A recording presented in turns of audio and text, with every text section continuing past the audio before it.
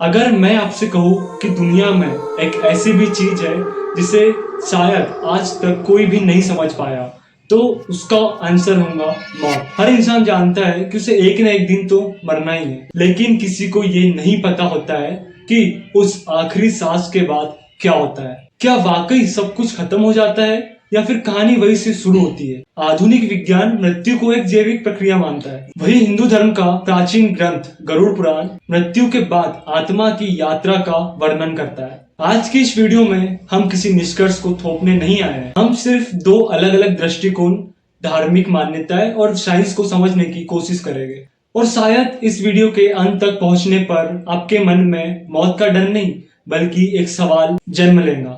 सबसे पहले हम ये बात करेंगे कि साइंस के अकॉर्डिंग मौत क्या होती है। कई लोगों को ऐसा लगता है कि दिल की धड़कनें रुक जाने के बाद इंसान मर जाता है, लेकिन आधुनिक चिकित्सा इसे एक अलग ही रूप में देखती है। वो ये कहती है कि मौत एक पल नहीं बल्कि एक पूरी प्रक्रिया है। जब दिल धड़कना बंद करता है तो शरीर में ऑक्सीजन की आपूर्ति खत्म हो जाती है। कुछ ही सेकंड में मस्तिष्क की गतिविधि धीरे धीरे घटने लगती है।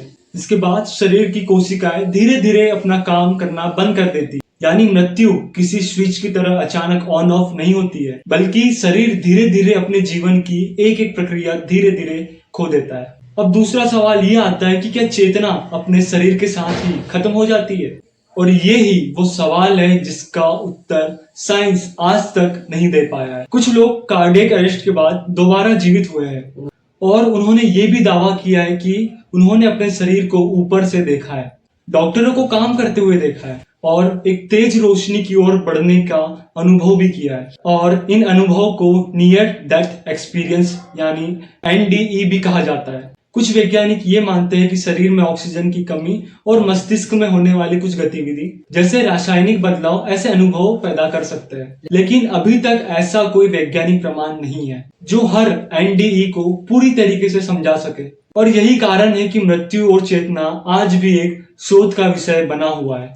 अब चलते हैं हजारों साल पुराने ग्रंथ गरुड़ पुराण की ओर। यह ग्रंथ हिंदू धर्म का एक बहुत ही महत्वपूर्ण ग्रंथ है और इस ग्रंथ के अनुसार मृत्यु के बाद आत्मा की यात्रा का इसमें वर्णन मिलता है। गरुड़ पुराण के अनुसार आत्मा मृत्यु के बाद शरीर के पास ही रहती है। वो तो सब कुछ देख सकती है, लेकिन उसे कोई भी देख और सुन नहीं सकता। इसके बाद आत्मा अपनी आगे की यात्रा की ओर बढ़ती है, जहाँ पर उस आत्मा के कर्मों का फल महत्वपूर्ण भी माना जाता है। और इन बातों को करोड़ों लोग अपनी धार्मिक आस्था के रूप में भी मानते हैं, लेकिन साइंस इस दावों का खंडन नहीं कर पाया। कुछ लोगों का ये कहना है कि NDE में बताए अनुभव और गरुड़ पुराण में लिखे गए वर्णनों में समानताएं दिखाई देती है, लेकिन समानता का मतलब केवल ये नहीं होता है कि दोनों एक ही बातें सिद्ध करती है। विज्ञान जो है वो प्रमाण खोजता है और धार्मिक ग्रंथ जीवन और मृत्यु को आध्यात्मिक दृष्टि से समझते हैं। दोनों के ही उद्देश्य अलग है और शायद सबसे बड़ा सवाल ये नहीं है कि मरने के बाद क्या होगा, बल्कि ये होगा कि जीते जी हम इस दुनिया में क्या कर रहे हैं। अगर आज आपको पता चल जाए कि आपके पास केवल 24 घंटे ही बचे हैं, तो क्या आप वही करोगे जो आप पूरे जीवन भर कर रहे थे? तो इसका आंसर होगा शायद नहीं। और ये ही मौत की सबसे बड़ी सीख है।